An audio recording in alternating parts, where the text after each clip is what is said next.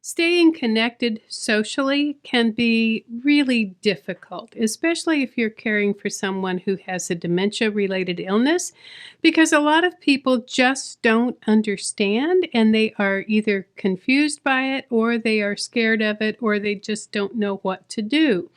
So I strongly suggest being involved in a caregiver support group and then having one special person that you can have a meaningful, connected conversation with every single day. And I call this person a caregiving buddy. And I want to share a story with you about a woman, Hannah, that I met in Sacramento, California several years ago. She came up to me at a break and she said, "I want to tell you my story." And I said, "I love stories, so please tell me." Well, it turns out that Hannah has been taking care of her husband who has dementia for over 10 years. And earlier in the week, a storm had come through and it blew over this huge pecan tree that they had in their backyard.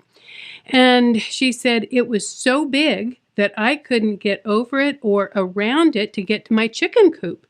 She said, so I went out to the shed and I took my chainsaw and I spent the entire day cutting a walkway through this pecan tree's trunk. Well, I can tell you, Hannah may have been 60. She looked closer to 80, but she had been taking care of her husband for 10 years. So at any rate, she spent the entire day doing this, and her husband was sitting on the back steps watching her.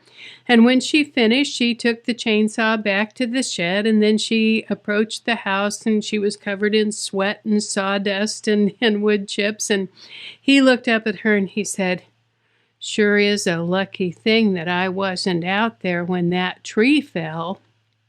And she said, "Oh, sweetheart," she said, "if you had been out there and that tree had fallen on you, I would have gone into the house, I would have poured myself a glass of wine, and then I would have called 911. And he said, "Yep, sure is a lucky thing I wasn't out there when that tree fell." So later that night, after Hannah had fixed his dinner and gotten him ready for bed, she called her friend Jane, and Jane is her best friend who's also been taking care of her husband with dementia for many years. And she told Jane the story, and Jane just laughed and laughed, and she said, "Well, I know you better than that." She said, "You would have taken your time sipping that glass of wine, and then you would have ambled out to the backyard, and you would have checked on him, and if he was still twitching, you would have gone back into the house and poured another glass before calling 911. Well, they both howled. And and it was just healthy, happy fun, irreverent fun. And I think it's important to know that unless someone has done this job, unless they have cared for a person with dementia, they cannot possibly understand. So if you have someone who is currently in the same situation or has been, and you can talk to them, and you can be irreverent, you can laugh, you can you can be a little naughty with them. It is such a relief, and it will just ease your journey through this.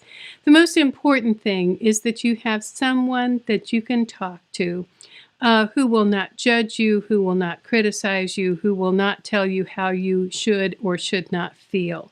You just need a safe place to tell your stories and to laugh and sometimes to cry and to know that you will be accepted and lifted up regardless.